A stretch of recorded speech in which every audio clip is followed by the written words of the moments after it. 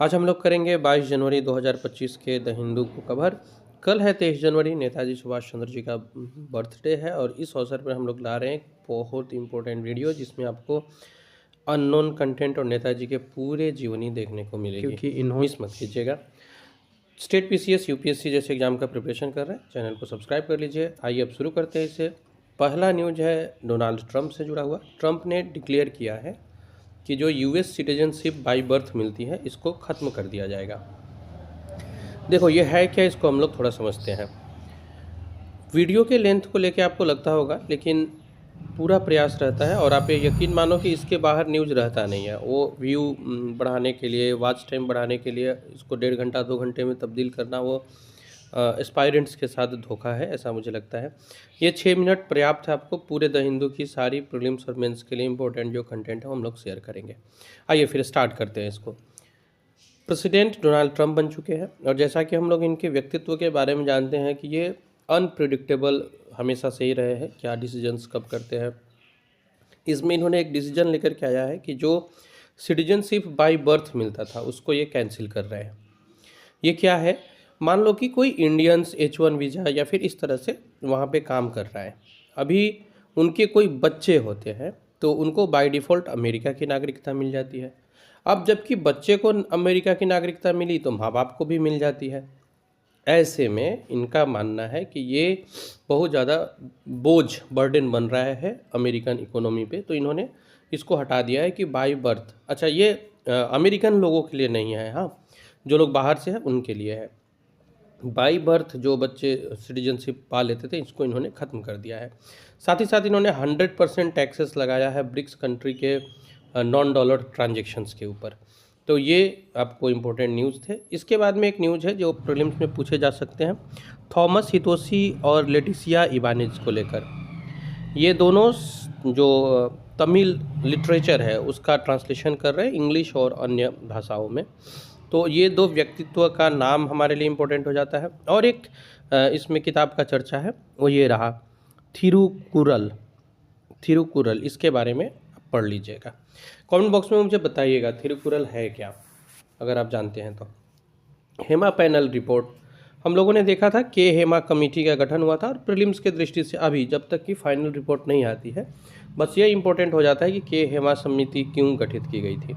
तो ये south Indian movies में, मलयालम फिल्म वगैरह में जो बॉडी का मिसयूज होता है इसको लेकर के एक समिति गठित की गई थी जो ये जांच करेगी कि महिलाओं का क्या सच में शारीरिक शोषण हो रहा है और उससे जुड़ी रिपोर्ट मीन्स उसके बारे में पूरा ब्यौरा जारी करेगी।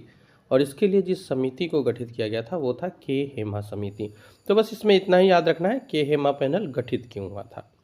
एक और इम्पोर्टेंट न्यूज़ है आपको जो यहाँ पे मिलेगा, WHO के चीफ ने रिक्वेस्ट किया है यूएस को कि वो एक बार फिर से सोचे यहाँ से एग्जिट करने वाले डिसीजन को लेकर। अनप्रिडिक्टेबल डोनाल्ड ट्रंप, इन्होंने खैर इन्होंने अपने इस न्यूज़ की अगर स्पेशली बात किया जाए तो इन्होंने अपने पहले टर्म में भी इस बात को कहा था और अभी भी ये WHO से अमेरिका को वापस लाने की, मीन्स अमेरिका पार्टिसिपेट नहीं करेगा WHO में, उसका हिस्सा नहीं रहेगा, ये निर्णय दिया है। इसके लिए WHO चीफ ने इनसे अर्ज किया है कि इस डिसीजन के ऊपर दोबारा सोचे और हो सके तो WHO को ज्वाइन करके रहे।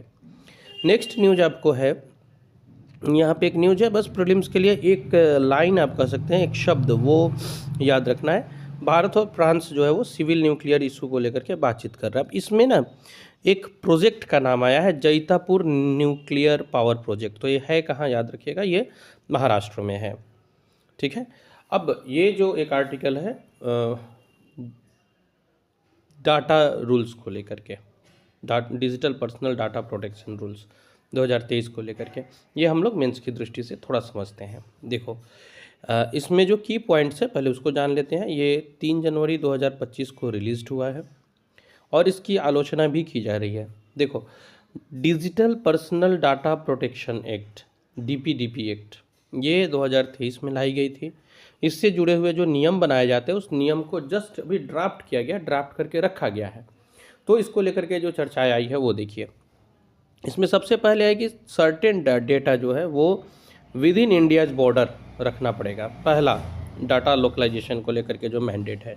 दूसरा है beyond the original law, a government committee will decide what types of data can not leave India. India के अंदर कुछ डाटा रहेंगे और ये कमिटी डिसाइड करेगी कि कौन सा डाटा इंडिया के बाहर जाएगा या नहीं जाएगा। इससे अफेक्ट कौन होंगे, तो जो बड़े टेक कंपनीज है जैसे कि मेटा है, गूगल है, अमेज़न है, ये लोग जो है ये भारतीयों का एक बड़ी मात्रा में डाटा इनके पास है। अब ऐसे में अगर रूल्स आता है कि उन डाटा को बाहर नहीं ले जाना है तो इनके लिए दिक्कतें आएंगी। उद्देश्य क्या है, तो ये लॉ इन्फोर्समेंट को एक्सेस करने के लिए बनाया जा रहा है, डाटा जो हो इन्वेस्टिगेशन के लिए आपको अवेलेबल रहे। टाइमलाइन क्या है, तो इसके लिए 2 साल का टाइमलाइन दिया गया है। अब देखिए इसके जो इम्पैक्ट है वो कहाँ कहाँ पड़ेंगे। सबसे पहले तो सरकार को एक ऐसा शक्ति मिल जाएगा कि वो सॉवरेनिटी के नाम पे या नेशनल सिक्योरिटी के नाम पे आपकी पर्सनल डाटा को भी चेक कर सकते हैं। ये एक चीज़ है। इसके बाद में क्या है कि सर्विलेंस और सरप्रेशन को डिसेंट करेगा। व्हाट्सएप आप यूज करते हैं, वहाँ देखिएगा इनक्रिप्टेड मैसेज होता है, तो ये उनको भी फोर्स कर सकते हैं, जैसे कि व्हाट्सएप है कि आप जो भी इंफॉर्मेशन मैसेज डाटा है उसको आप इनक्रिप्ट नहीं करें, और इससे प्राइवेसी कंसर्न्स बढ़ेंगे। तो इन लोगों का कहना है कि एक बार आप इसे पार्लियामेंट्री कमेटी को भेजिए, वहाँ पे इसको जांच चलने दीजिए, ग्रेटर स्क्रूटिनी हो पार्लियामेंट्री कमेटी के द्वारा, फिर एक स्ट्रॉन्गर सेफ गार्ड्स को अपनाया जाए, और फिर बैलेंसिंग सिक्योरिटी नीड्स की को देखा जाए। देखो कंट्री को सिक्योर करना है तो खैर प्रायोरिटी है ही, लेकिन किसी की प्राइवेसी भी भंग नहीं हो इसका ख्याल रखा जाए। तो आज इतना ही है। कोई भी सपना साकार करने के लिए सबसे जरूरी है सही कोच का होना। ले अपने बच्चे को सही कोचिंग का वरदान अचीवमेंट जोन के साथ और करे उसके बीपीएससी, यूपीएससी, एसएससी, सीटीएटी का सपना साकार। Download the app now.